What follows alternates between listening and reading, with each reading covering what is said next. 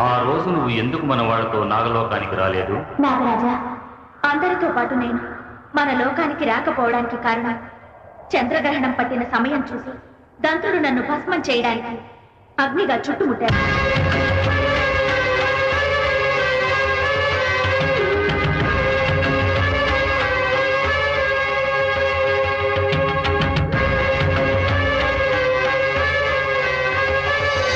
నన్ను రక్షించే ప్రయత్నంలో ఒక అమాయకురాలి తండ్రి మరణించాడు.